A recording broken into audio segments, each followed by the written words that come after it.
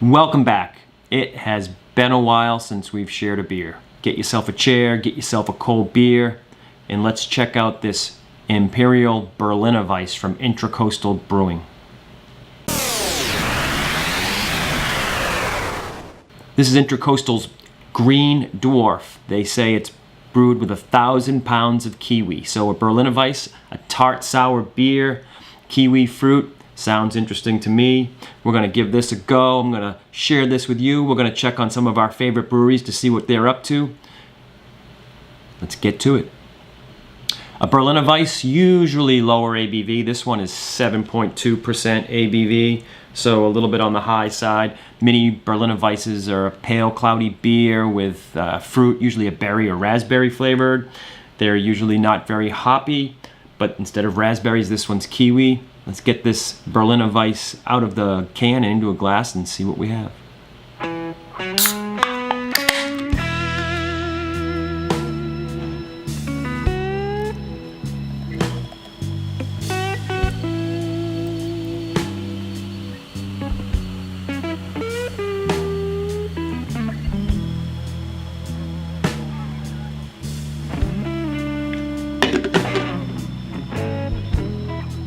Pale yellow, cloudy, as expected.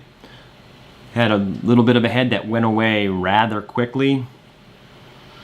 Has a very faint but very familiar sour nose to it. Funky, sour smell. Cheers. Not very tart, but it's a pleasant tart. It actually was tart the minute the beer hit the inside of my mouth. It's almost like I didn't have to taste it with my tongue. Every part of my mouth felt like this dry, astringent tartness coming in, which meant that I thought it was going to be really tart, but it wasn't. It's a pleasant, fairly low level of tart, sour.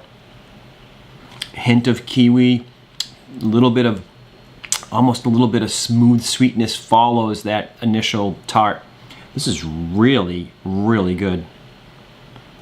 Intracoastal Brewing, again, Melbourne, Florida. I think they started brewing in 2013. I've had a few things from Intracoastal. I can't remember exactly the names of which beers they were. This is fairly easy drinking for 7.2% ABV. I'm surprised.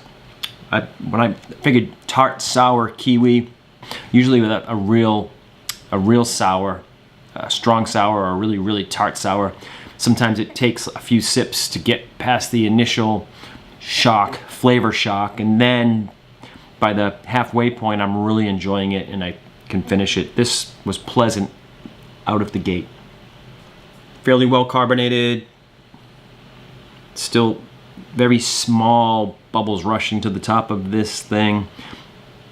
Cloudy, pale gold, pale orange color. Damn good looking beer. Yeah, I wish I had bought more than just one of these. When I bought this one, I was picking just different singles of beers that I hadn't had before.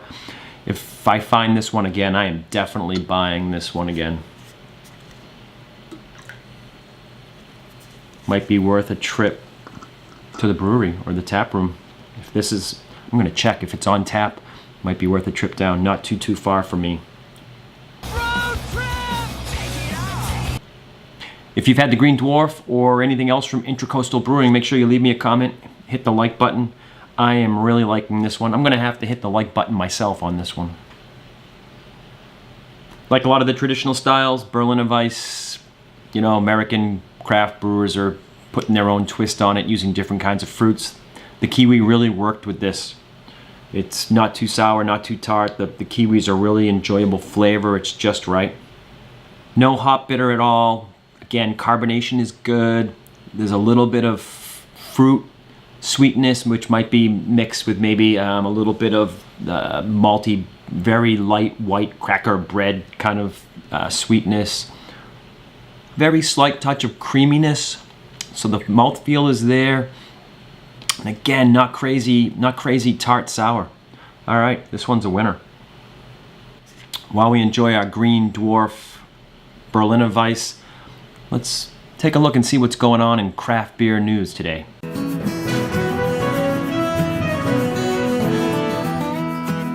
Pittsburgh's East End Brewing Company is putting out 92 different cans of beer, one named for each of the city's neighborhoods. So 92 different beers, all the recipes will be new ones, and the brewery will rearrange its brewing schedule to accommodate them. And the cans will be released with pop-up events in the neighborhood. So there you go, Pittsburgh, 92 cans of beer, 92 different beers, one for each neighborhood, pop-up events. Stone Brewing is putting out a nationally distributed beer called Enjoy by 7419. It's an unfiltered IPA, and they're swiftly rolling it out to stores, bars, and restaurants. So it's a beer to enjoy before Independence Day, and it's also available in 19.2-ounce single-serve cans, in addition to the 12-ounce six-pack and the 22-ounce glass bombers. So this Stone Enjoy by IPA is in line with the brewery's practices to always inform their customers their brewed-on date for their beers. And Stone says that many people will be inclined to save this beer to drink it on the 4th of July, that they advise you don't. Greg Koch, executive chairman and co-founder, says, "I consider it my obligation to remind you that the date on the beer is the last best day to enjoy it." So Stone Enjoy by, drink it before the 4th of July. In the ever more crowded craft beer market, understandably, breweries are trying to either have beer flavors or beer styles or beer names or beer branding that stands out. Well, one Seattle-based craft brewery, MIrage Brewing, had to cancel one of their beer releases. It was a Crips and Bloods gang-themed beer after public outcry. The story says that the brewery only goes so far explaining precisely how and why a brewery could, say, get to releasing a gang-styled craft beer line, presumably for the sake of street cred. So I lost a little street cred. So apparently the two beers were going to be Snitch Blood and Where You From. Were going to be their two newest releases. And then along those lines, the can art was going to be the blue and red bandana design that correlates to the respective street gangs. Well, that's it for today.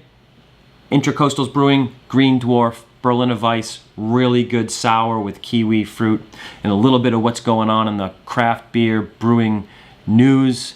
Until the next time, cheers.